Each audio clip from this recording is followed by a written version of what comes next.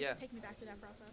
Um, yeah, I mean, from what I remember, 2020, we were in talks about Chad going into a different role, and they basically just came to me and said, hey, you pretty much have a choice of who you want, and they also said, like, we feel like we have a good idea or a good thing in mind, so I think they had a lot of the ball kind of already rolling, which I didn't really know any of that, which was great, a great kind of surprise because they were in talks with him for a while, I guess, to be an engineer and then to be a crew chief later on. So I feel like we tried to first get him as an engineer, and then when that didn't quite work out, we felt like maybe the option would be there later to be a crew chief, and we sat down at TGI Fridays and had a lunch and talked about race cars, and felt like we picked up right where we left off, and we were just kind of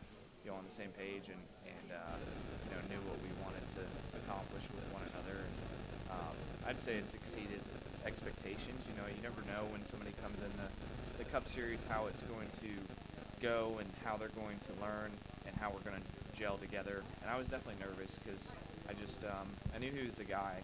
I just wanted to see us click and mesh, and the stress of the Cup Series can get in the way of all those things. But we've always had a trust level together, and he's obviously great working on the cars, and knows what my driving style is, and we've just been able to work together through a lot of different problems, and we still get better. I mean, we still want to be better. So, but yeah, it's been a cool process. It seems pretty rare that a team would come and say to the driver, it's your choice. Because he's not in-house, which Hendrick is notorious for promoting either within or going to somebody at Junior Motorsports. Yeah, it was definitely unique. I mean, they typically don't go outside the the walls and try to find somebody, and that definitely was unique. I was nervous about that. I was nervous that I wanted it to be right and them to feel like, hey, this is the right decision. And I think within 3 4 months at Hendrick, everyone that I talked to, they would willingly come up and say, like, man, he's helping us so much.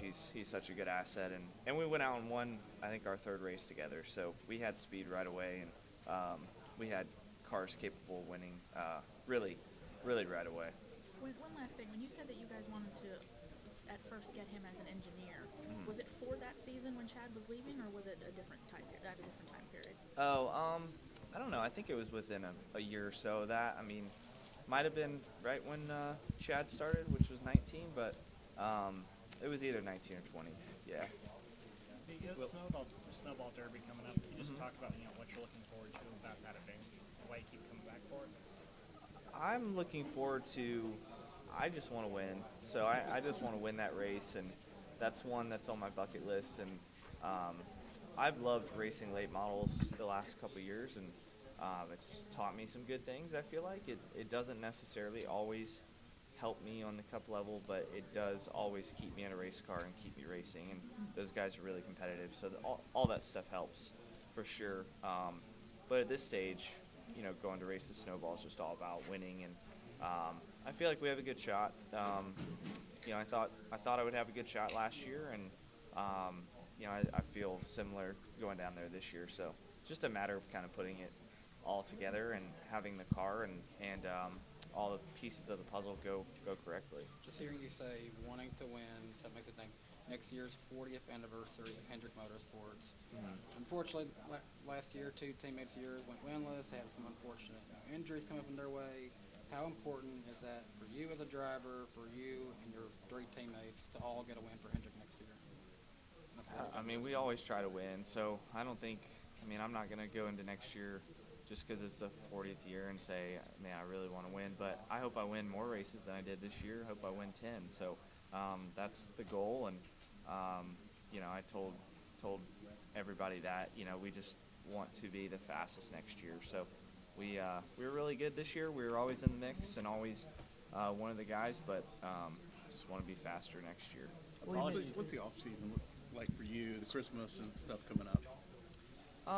It's a lot of reflecting, it's a lot of trying to already get better for next year. I mean, I've already started training more.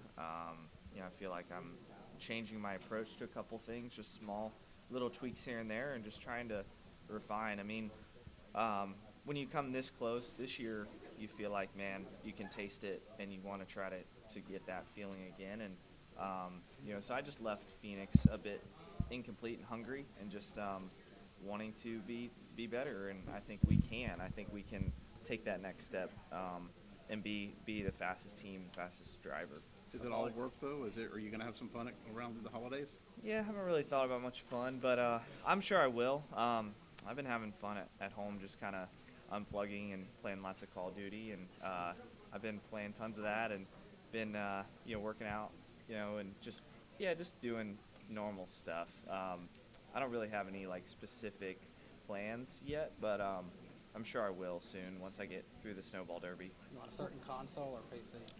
I'm on PS5, so I love it. I love gaming. It's you know, I mean, it's just for the fun of it, but it does. I feel like it's very intense, and it's good for the mind, so I like it. William, Would is you there consider- one specific thing that you want to get better at next year, whether it's qualifying, pit stops? Is there one specific thing you want to get better at?